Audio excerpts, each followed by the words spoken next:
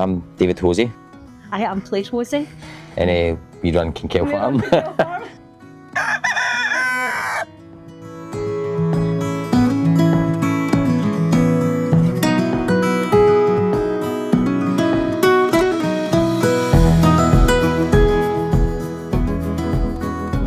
Our family have farmed Kinkell for around 150 years. It's always been a mixed farm. In 2021, Claire and I took on the running of the farm and we decided that we wanted to do some things differently. And we started to grow things like micro herbs for restaurants and for people who are really conscious over what they eat. And then we started to look at the market garden and we started to grow a range of different crops, vegetables and fruit and things like that in the market garden. The market garden is all focused around soil health, so it's about mimicking natural cycles. So when we apply compost to the surface of the soil, it kind of mimics what happens in a forest floor when the leaves fall off the trees. You know, that dead and decaying material lands on top of the soil and it brings the soil to life. And then the soil microbes release the nutrients for the plants. So we don't feed plants, we feed soil microbes that then look after our plants for us. Which is what I guess differentiates us from more conventional agricultural methodologies that modern day ones anyway, where it's all about applying chemical fertilisers that feed directly the plant and miss out that chunk of natural biology.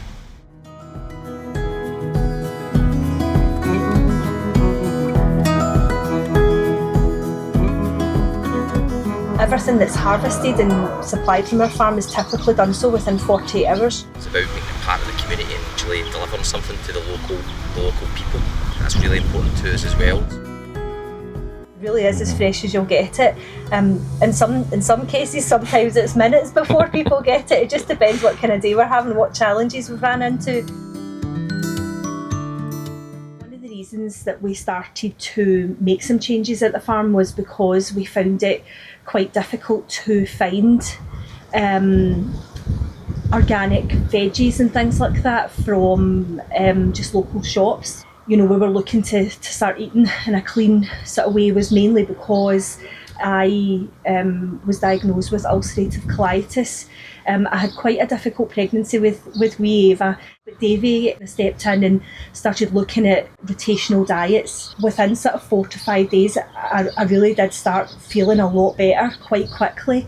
Because of that, Davy had started looking at how we could grow food ourselves. Davy did it just in a very low-key personal, just for our own personal use, and then he realised, well, actually, I think we could do this on a bigger scale, and that's how we've ended up where we are today. Hi, I'm Ava Hosey. I really enjoy working on the farm because I get to work with the animals and again harvested and all that. I just really enjoy it. Well, we have one pony and wee Jasper. As it's progressed over the last year, we've added on some Highland cows. So we have Peggy, Mina, Isa and Peaches. Peggy, Isa and Mina are all named after still game members. Some chickens as well in there as part of the diversification process that we're going through. We have 50 chickens. They're white leghorns. The benefits of them being pasture raised mean that they are basically moved every few days onto fresh pasture. The main thing is that the chickens are out there in the natural environment, so they're way happier. They love chasing insects around the grass and making wee dust baths in the soil.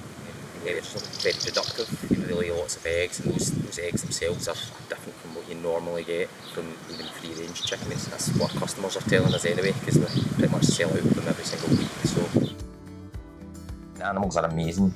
The impact that they have on biodiversity is extensive. When you add one animal into an environment, it pretty much creates habitat for another 7 animals, and then they theoretically create habitat for another 7 animals or organisms, and so it has this cascading effect where it just increases the diversity and the life in the area.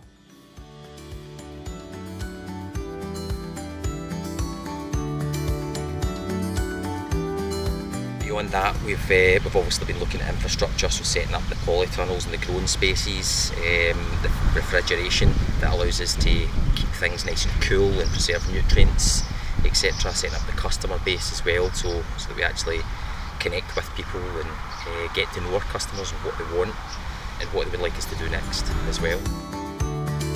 I think they say it can sort of move your climate about 400 miles south, just because it creates that wee microclimate. It means that things can be ready up to like 4 weeks, maybe even earlier. So that allows us to grow later into the season and start again earlier. My daily routine, it's typically around about checking and feeding and watering cows, the chickens, checking and watering and seeding plants and harvesting things, just depending on what day of the week it is. So my main role is actually being available to our customers. I sort of manage the website, putting produce on, taking it off, dealing with customer inquiries via email and things like that, telephone call, etc. So that is my main sort of task. And then I pull and close all the orders every week and sort of manage all the accounts and things like that for the farm. Every week we harvest and we're all involved in that. Those types of jobs are shared between us, yeah. So yeah, we started selling directly to the public back in 2021. So we were posting on Facebook and on Instagram, and we were getting our orders through customers on there. I did actually put a post out on social media just reminding everyone that when they email or they call, it's always me that they get. So they've still got that contact with us. It is still there if people want it. And we're open to answering any questions that people have. So we're here. It is a family-run farm. There are people behind this business that love and care about it. So any questions are very welcome.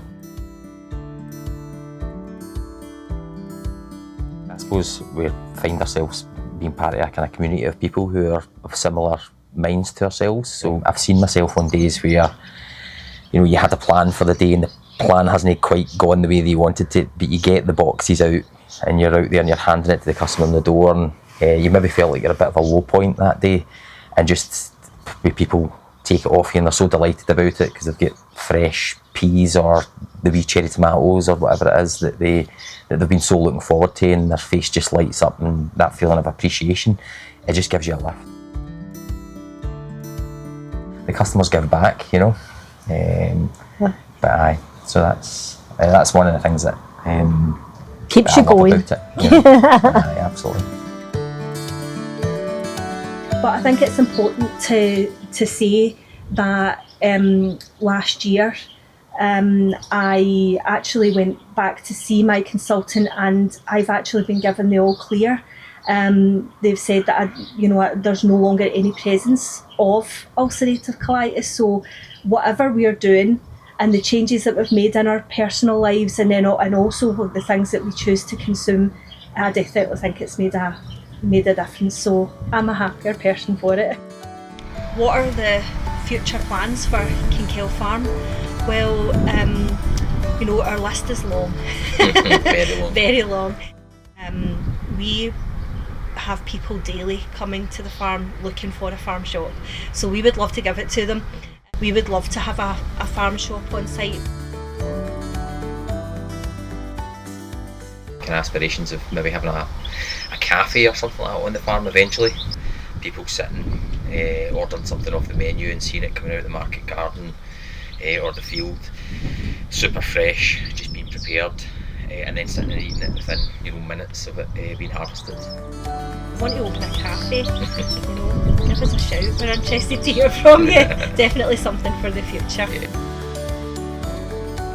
One of the things that we do pride ourselves on here at Kinkell Farm is that people get fresh, nutritious food, and the fresher it is, the more nutritional density it has. That is our aim. Our aim is to provide people with fresh food.